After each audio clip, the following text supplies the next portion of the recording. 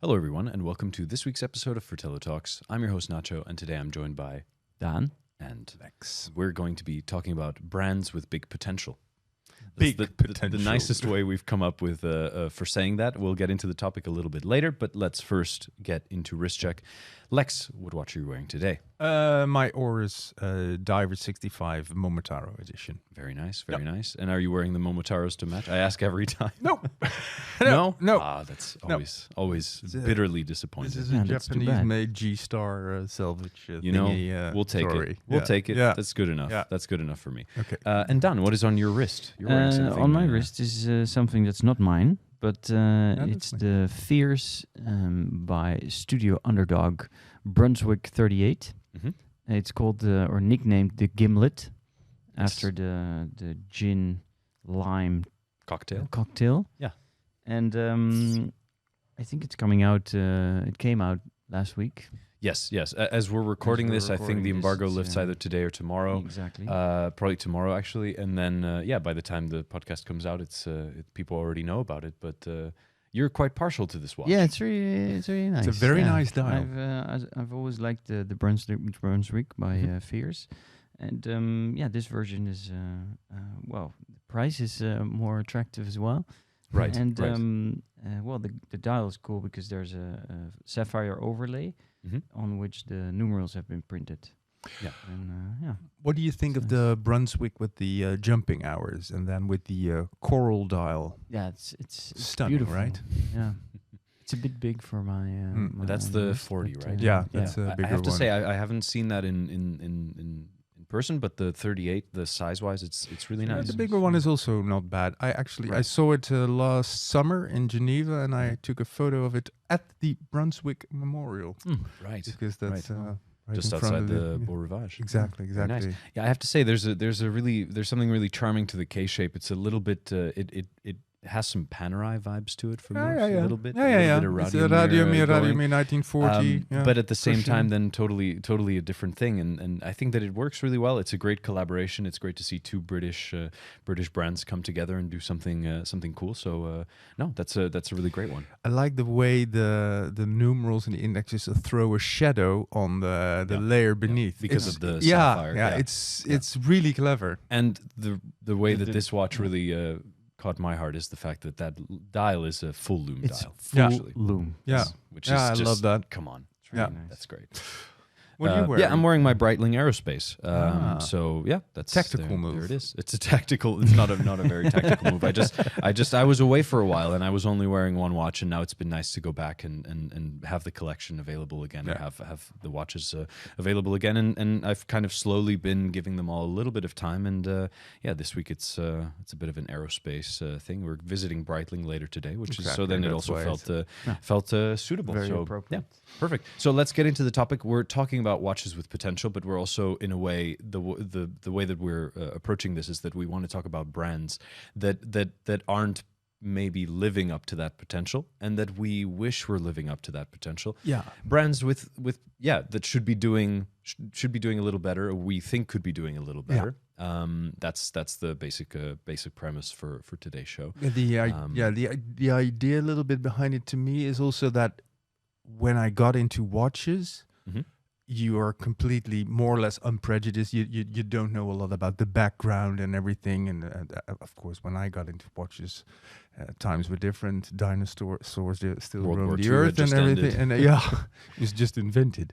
But then you get into watches, and then you have this fresh look. And there are certain brands that then catch your attention, and you kind of you keep track of them all along. So I still do that. So there's a couple of brands that that were like a first love, that you see that they could do better because they're great, but somehow the potential's there. They're just doesn't not really quite work. living up to it Yeah. these days. Yeah. And I think some of this could sound a little bit harsh, but I think that it comes from a place of love. of appreciation Yeah, and love, exactly. and I think that it's brands that it's like well-intended frustration that we go, damn, A little this brand, bit. it could Yeah, be a little so bit. great Yeah. if only this, and I think that it's perhaps a frustration that's shared by some of our listeners and our readers. I guess so. I think we can get into it. We've each picked a handful of brands or a few brands. I think I only have one, but I'm sure more will come to mind. But I got some more. So. do you want to get started? Should you start, Lex, since it was a bit your yeah, because a little while ago, I reviewed the Girard-Perregaux Laureato 38 millimeters with the sage green dial and the midnight blue dial. And there's also a version with a copper dial that I like even better. That was a limited, right? That sold out. It's already it's gone. It's gone. That's good. And Girard-Perregaux for me was one of the brands that when I started buying the armbanduhren catalogue that really caught my attention. So there was this wonderful lineup of chronographs. There was Seahawk dive watches that I really liked. There was tourbillons with 3 gold bridges. Fantastic stuff. I mean, the stuff of dreams. I also like the collabs with I even like the Ferrari stuff, and they also did some other colorful stuff. The World Timers, the WWTC watches. So there was that kind of I have a soft spot for them. What you see now is that, and they were once. You have the Holy Trinity, of course, that is a very controversial now. You can't talk about that anymore. Vacheron, Patek, Audemars. And then right underneath, waiting for one of them to make a slip up and take their place was Girard-Perregaux. They have a wonderful history.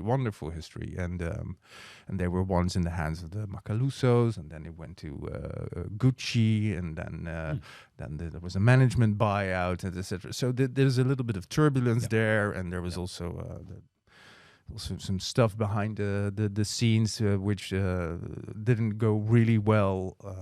Anyway, but so every brand with a long enough history will have chapters like that, right? I mean, it's but the brands with less of those shady chapters will do best.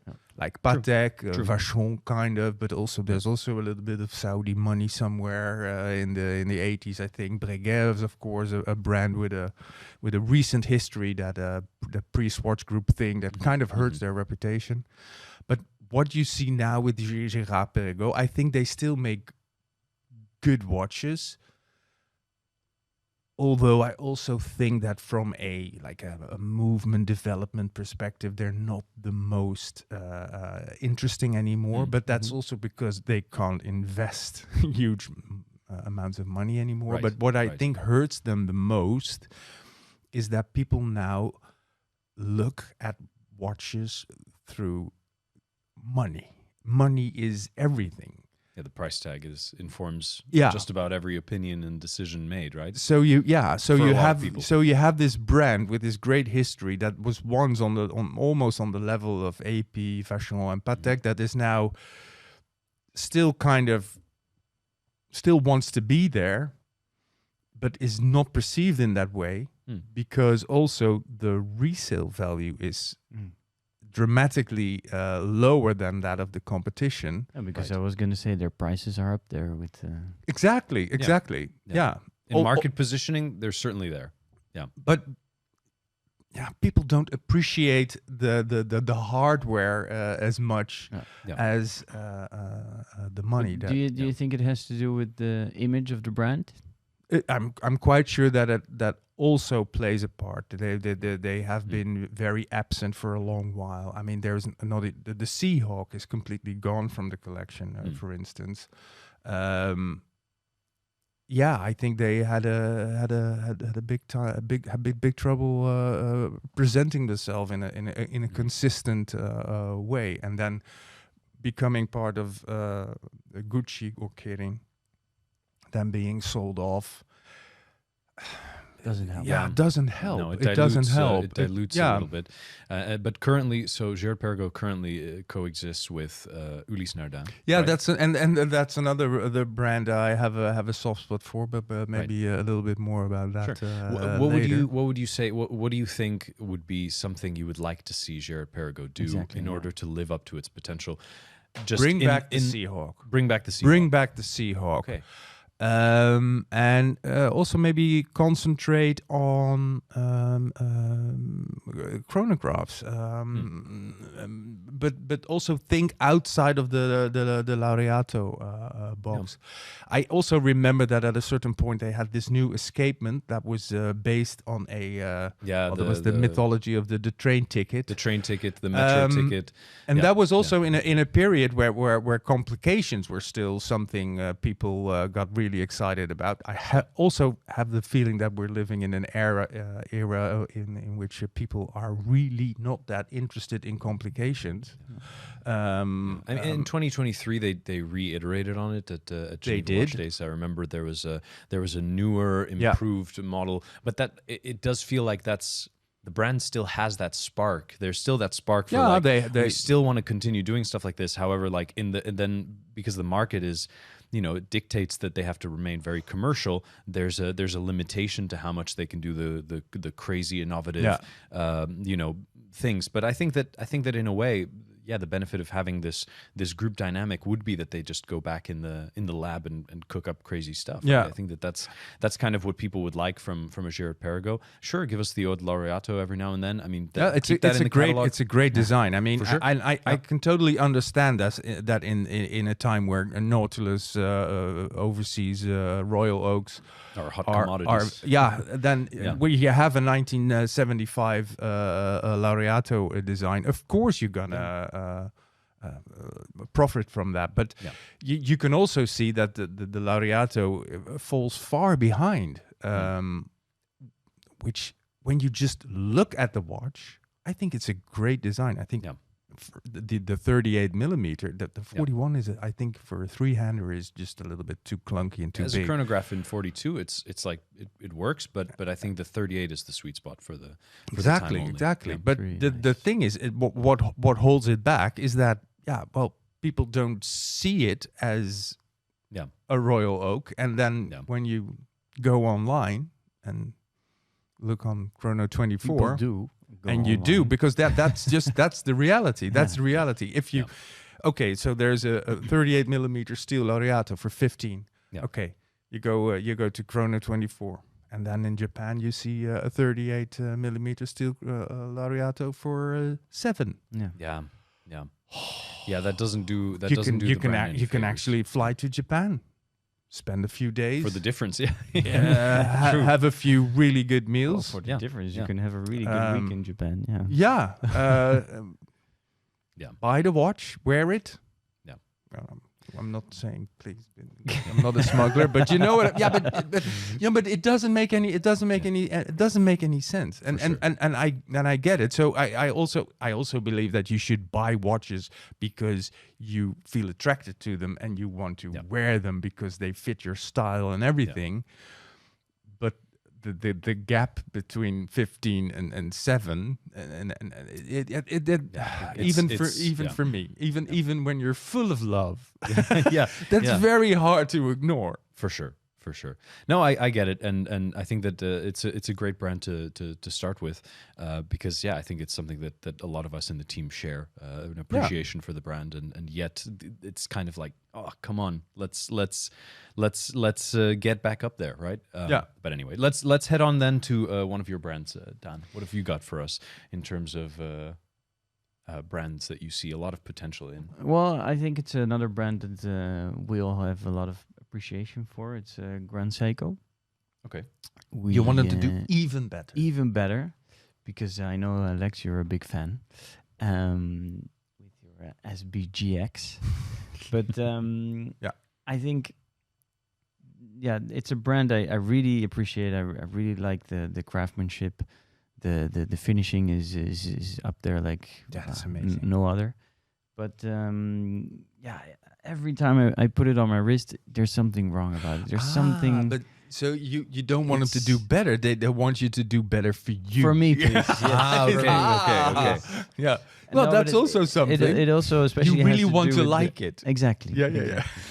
And I have another brand like that, but Okay. we'll touch on that later. Right. But But what is it that you find? Is it always the same thing? Is it always just a little intangible something, or can you point at it? well, first it was most of the sports watches were a bit big. They were 40, 41 millimeters. That's true. I have realized that last year, But especially you wore mine, my 40 millimeter. Yeah, no, and they went down in size a little bit with they've some of been, their models, shrinking. and they went to 37, 38.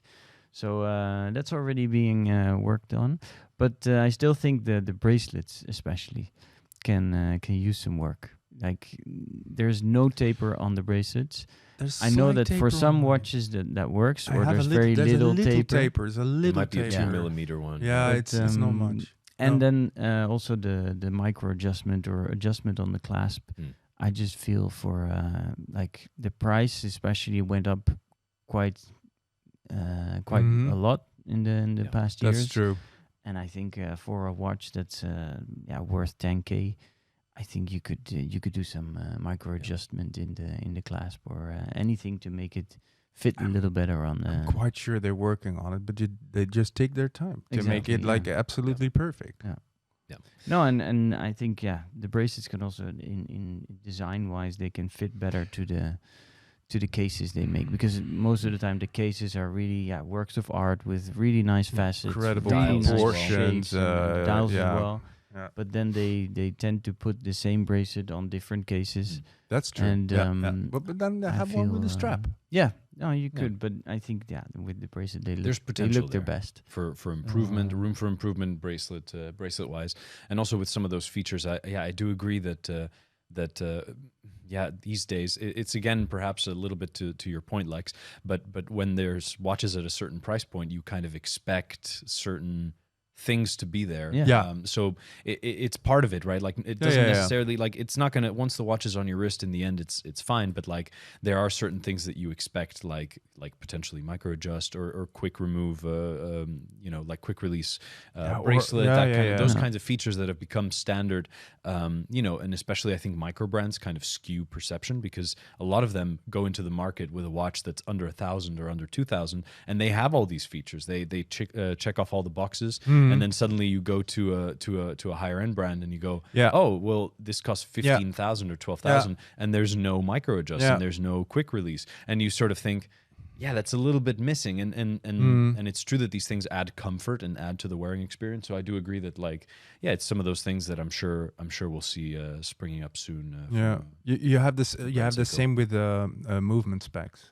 I think a lot of these behemoth or like these dinosaur brands, like Girard-Perregaux, if you then look at the movement specs, you find out that it's in house. Yes, it's well finished, but hey, 38 hours of power reserve. Exactly. So you have that, because it's also a lot. It's a big investment to come up with a new rugged automatic movement that you can fit into your watches, and so you will have.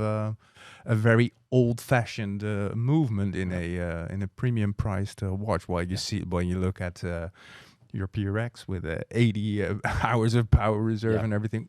Luckily for Grand Seiko, that's never a problem. Movements are never a problem. That's it. That's it. Really. Exactly. Okay, cool. But Grand Seiko, that's a good one. So for me, not because they're doing bad, but because they could do better. Yeah, definitely. Yeah, that's for you. That's exactly. the point. So for me, I have to call out a brand that again I really have a lot of appreciation for, but I wish just a nudge in the right direction would go just a really long way, and I'm talking about Blancpain. Oh yeah. So for me, it's a brand that I think just has, in terms of history and in terms of what they've done for dive watches, and just like I focus more on the sporty side of things. Obviously, there's a whole. Half of the catalog that is much more in the dressier, dressier side of things, where they're doing, calendar, dress watches, everything complicated. That's great. That's not my primary focus, but I just wish Blancpain would take the 50 fathoms and the bathyscaphe and just do something that was a little bit more impressive. Massage out some of the details. It feels like some things are a little bit like still there from the past.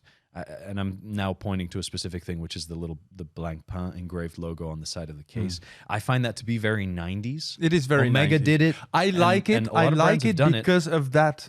Because it's the 90s. Because you could appreciate it as like a charming quirk, but to me, it's a little bit like, I get it. I get it. I wish that there was something, and then the new 42 millimeter 50 fathoms came out, and I thought, oh, okay, this is really a reason to be very excited, and I have to say that seeing them in person, at first glance, you go, this is great, and then you look closer and you think, but does it have to be a sunburst style? And I get that the brand is positioning itself above Omega, of course, within the Tetris board that is the Swatch Group. It has to fit in just right. So of course it goes more on the luxury side, and I think that it kind of that's exactly it takes a little bit away for it. What do you think of the bathyscaphe then? The bathyscaphe, it's a much newer design. I think that it could use with a little bit of just going a little bit more simple, a little bit more. Have yours? No. Okay. Yeah, that was a cool one with a gray dial. But yeah, so for me, it's a little bit. Every time that I see a great blanc pain, it tends to be a limited edition. Yeah, that's harkening back a little bit more to something from way the past. More. And so those are great, like the NORADs and things like this. Or I really also appreciate like their more tech forward, innovative kind of things like the Tech Gombessa, where they go, hey, divers 60 minutes. Exactly. What are we doing here? 60 minutes is irrelevant now for people using rebreathers, like divers that are now diving still professionally, and so then they reinvent the dive watch, which is a great thing. So for me, there's like so much potential there, and I just wish that like it would go in the right direction. I wouldn't claim to know like exactly what they need to do. There's a few things here and there, but I think Blanc Pain is one that I'm constantly rooting for, regardless of the fact that they not always disappoint me. But you finished the sentence for me. But hey, that's it is what it is. It's also a brand that for me, it's like, speaking of price, it's a little bit outside my price point. So, it's always good to have something to aspire to and to look at, and like. That's it. You're not going to have an Opel Corsa poster on your wall, right? You have the Ferrari. Yeah, exactly. So you're always looking up to something else. But anyway, and no offense to those that have an Opel Corsa poster on their wall. I mean, that's have an Opel Corsa. Yeah. Hey, I learned to drive in a Vauxhall Corsa actually. So. Anyway, I'm looking at my imaginary armband Uhren catalog with the Blanc Pain stuff, and I remember an aqua lung with a big date, and I also I think that's if I say it correctly, I think it's brushed steel with the stepped bezel because it's a Villeray. And they also did some chronographs with military dials, right? And so not like the Air Command. Right. I do like the Air Command. I do like the Air Command. Yeah. But what to me, if Blanc Pain has a bit of it's very old. 1791, I say from the top of my head. I think it's even older. What is it? It's just under 200 years. It's really old. Well, they say it's the oldest, but it's interrupted, blah blah, etc., etc. But the thing is, when Biver brought it back, that was the time when everything had to be emotional, and then he started positioning it as very there was a lot of shouting. Right. Okay. Started positioning it as very luxurious, while in the past Blanc Pain was never like, oh, this is very luxurious, because their real claim to fame was the 50 fathoms thing. That was something very significant. So kind of the rebirth with the high-end stuff, and there was carousels, there were perpetual calendars, there's a lot of moon phases, and etc., etc. And they look very, very, they still look 90s nowadays. Yeah. It kind of was an attempt to make Blanc Pain into a brand that it actually never really was. And now you see the success, relative success of the 50 fathoms, because that's much closer to their true DNA. But the watches I just mentioned, I think also could shine nowadays. I mean, we still look at this 38 millimeter chronograph. I looked at with that military dial. I looked at the current catalog, and the only big dates they do are women's watches. Oh. Yeah. So it would be nice to get some of those back. There's so much potential there. Just concentrate on that. Just for sure. The world is becoming way more informal anyway. Yeah. So dress watches and really traditional looking gold watches have become even more niche than they already were. Yeah. So there's like a crowd that sort of subversively wear them, right? Like the whole dress watch, dress watch plus streetwear kind of thing, which is cool. But I do think that in general, people are going to be buying it for it being a little bit more informal. But I mean, for example, like I was just thinking now, like the what was it, the anniversary model that was in this bronze gold kind of thing. If you take that as the base, right, and then you do a steel version of that.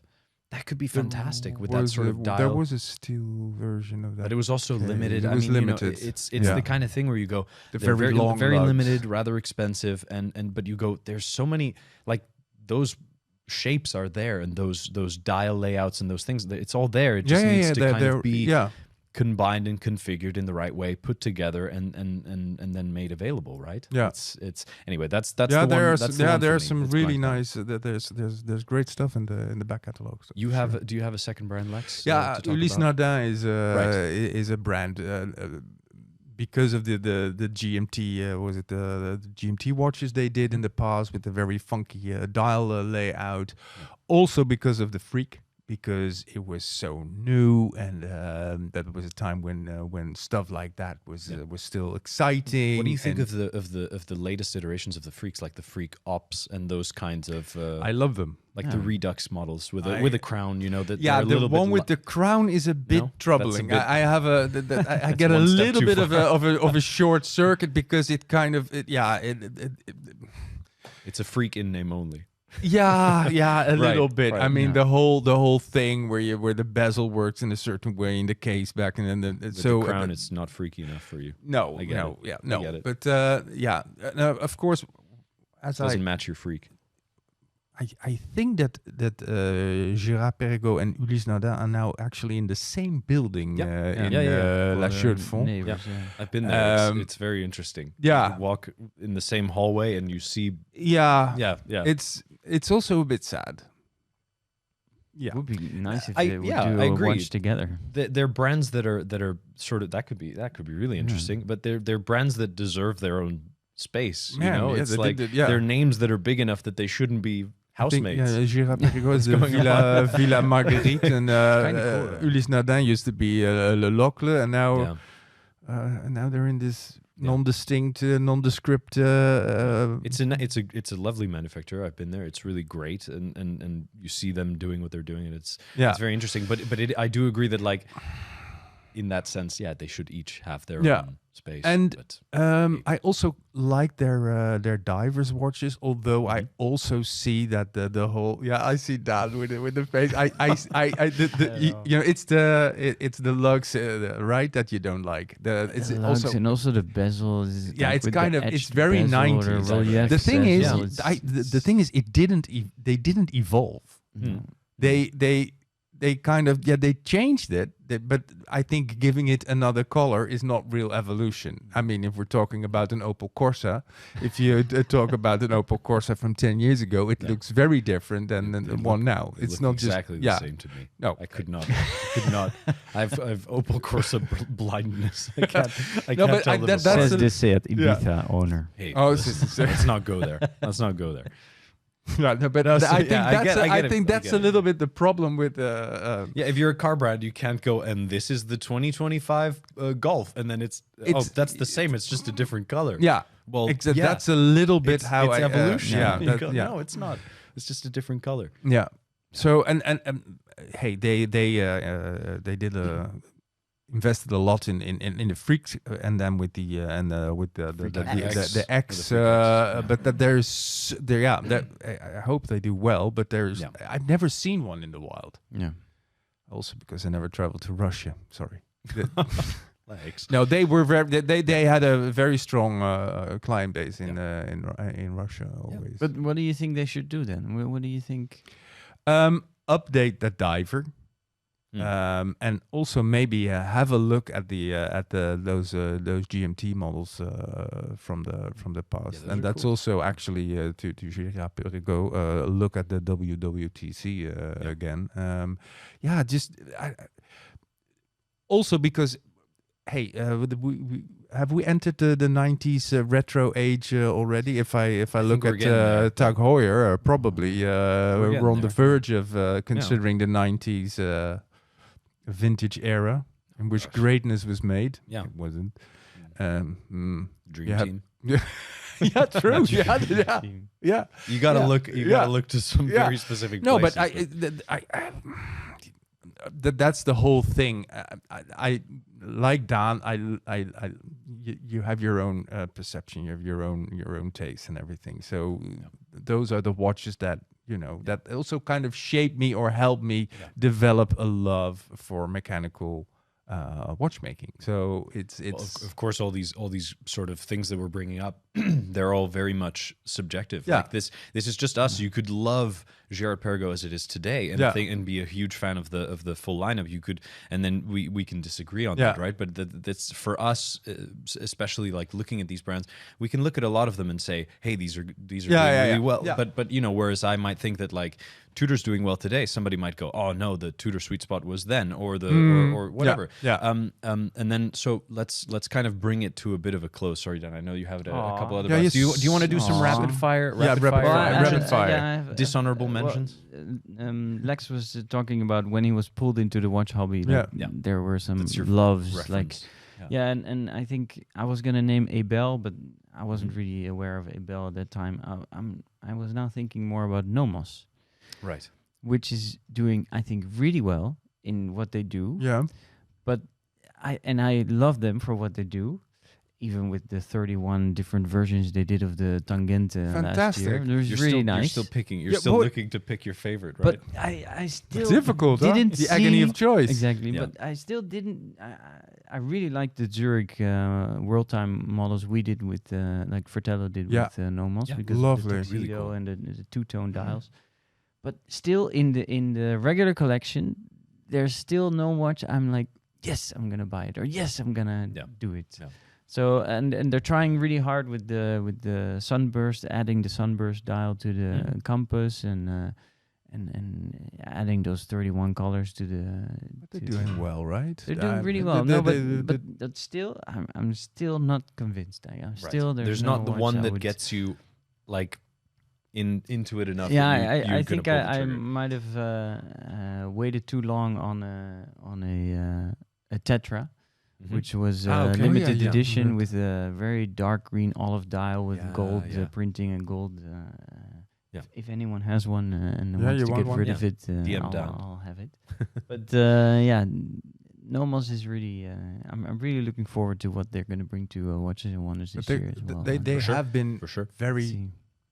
They are really unique. Yeah, they are the unmistakable Nomos. Also with the movements are interesting. The designs are interesting. Even though sometimes the watch with the double date. How long is it going to take for Lex to bring up the 2 date?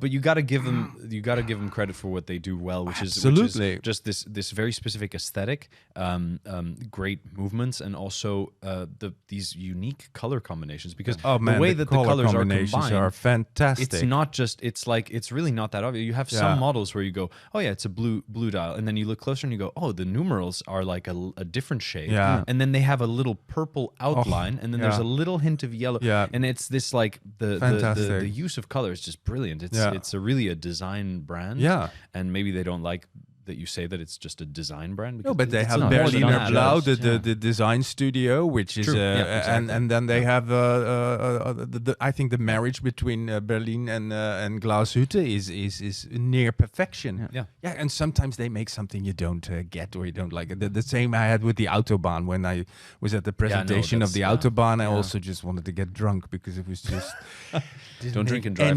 Didn't make any sense. But hey, at least they take risk. At least they they try something new, and so I'm a little bit surprised hearing this. But from I'm really not saying it because I think they're not doing well. They're doing great. Yeah. Okay, but this was a rapid fire, so exactly. okay. Yeah, I have another like just one sentence. Sure. I hope L'Aventure leaving. will make a non-vintage inspired or non-vintage inspired diver or something in that space, more modern. Yeah, but I would love to see that. So without ripping off everybody else, so you want something original from a brand that does something completely non-original. I'm sorry to be this harsh, but I really don't get that. I think they did a really good job in taking a lot of stuff from other brands. A lot of stuff. And now you want them to do something original? But they did it in a very, for me, original way. I give you that they did it in a very tasteful way. Exactly. Very tasteful. So now I'd like to see what they can do without trying to copy everyone else and do their own thing. I mean, the brand is capable of. Because I think there's a lot of When I see a L'Aventure, I think of a Porsche 911 with a Maserati front and a Ferrari back and Lamborghini wheels but still, it was very and an Opel Corsa interior. Oh, beautiful! I love that. The folks at L'Aventure can reach out to Lex at fratello-watches.com for any. No, that's fine. But the use of colors at L'Aventure is perfect. Yeah. Perfect. Wow. But I think I do agree. It'd really be interesting to see. It's a little bit like brands that come out like that, where they have this very distinctive shape that you can say it is inspired by things from the past. But a little bit like Straum. A little bit, you see this case shape and everything, and then they start iterating with dials, and you go, it'd be nice to see also something then totally new, right? At what point do you then step out of the comfort zone of we've made a watch where the basic lines of it like work really well, but then how do we then break from that and go to do something a little different? Right? I think Serica is a really good example of going from vintage inspired field watches to dive watches, and now they did the parade, the parade, which is it takes some inspiration from the past. It can be done. Completely It can different, be done. and it's a little bit. It's very much. I think it's out of their comfort zone for sure. Yeah. So and it's I think it's a success, or it's something Thomas that did with inspires. VPC is also having spoken to Jerome, I would say it's not exactly out of their comfort zone, because it's very much like design wise, it's like definitely the kind of stuff that he's drawing like sort of but it really breaks with what we know from Serica until now, which is that's the nice thing is when a brand suddenly. It takes a left turn, but it's still somewhat familiar, but it's a left turn anyway, and it's just exciting and new. That's the thing. It's a bit of risk taking. You see the inspiration for all of these brands. But the Serica, you see the inspiration, but you don't see the copy paste. Exactly. Which is nice. Yeah. Cool. And then this has gotten a little bit longer than we expected, but it's okay. We'll do one longer episode this week because there's obviously a lot to discuss. How do we feel in that regard about Rolex? I really hope they will be doing better. Do you think? No, they're doing well, obviously. But are they a little too in a bit of a lull in terms of doing new things? Are they a little too playing it safe, or is that just what's made the brand work for? Have you seen the new 50th anniversary the GMT Master 2? Oh yeah, the pink and cyan. Exactly. Yeah, that's a lovely no, but you know it's something we also discussed before the episode of just bringing up Rolex and thinking like, would we like to see a bit of risk taking, or is the risk? Yeah. Of course. I would love to see a titanium Milgauss or something like that. Yeah, or of course. Or even from Tudor, like something like the North Flag. You don't have to bring back the North Flag. Don't bring back the North Flag. It was great. We have it. It's there. It's in the past. But something a little different, you know. It feels like a lot of brands kind of settle into something, and it might be that it is just what works. And this is again a case of like the Rolex market. Recipe is a 3-star recipe, so it works every time. It works, Yeah. and Yeah. I thought the titanium Yachtmaster was kind of a risky That's thing. cool. There was the balloon dial that is now discontinued. There was the jigsaw. So they have their moments. They have this spur of creativity and daring behavior, and then they scare themselves, and then they go go back. quiet for a whole year. But now who knows? So nah. Yeah. You think We'll have to they're gonna continue with the 1908? Just Yeah, for a little while. Yeah. Okay, so if we have See any what happens. takeaways, if we have any takeaways from today's episode, is that the Rolex has a lot of potential. We'll be keeping an eye on the brand. We'll be going keeping forward. an eye on And them. you know, we wish them all the best. We hope Yeah. that they find success and you know, are able to sell a lot of watches. I mean, God forbid someday they're so popular that they're not available. Anyway, no, but thanks for the discussion, guys. I think it's really interesting to look at these brands that have a lot of potential and that we are, you know, lovingly frustrated that they Same they for should do Zenith, better. actually. I think Zenith also. We'll that get was a into very we'll get rapid into that fire. another day. Perfect. So we have our comment of the week here, which comes from Sicht Gray on YouTube. Obviously, this is about the podcast where we were discussing should you save or should you splurge? On watches. Yeah. It was an interesting discussion going on in the comments. It was a lot of different points of views. It goes to show it's a very subjective topic, but I thought this take was quite good. He says everyone agrees that you should save up. But it's a hobby driven by passion and curiosity. So all saving up and no splurging can kill the joy of watches. So as always, it's you got to find the right balance for you, and you got to see what works. You know, I mean, if you're saving up for that Grail, and you know you're saving up for that new old stock condition Girard-Perregaux Seahawk, like Lexus, and you know, then a PRX catches your eye. It's also okay to go with something that still keeps you going in that. Yeah. Excellent, perfect. Well, thanks a lot, guys, for joining me. Thank you for tuning in, and of course, tune in next week for another episode of Fratello Talks. See you then.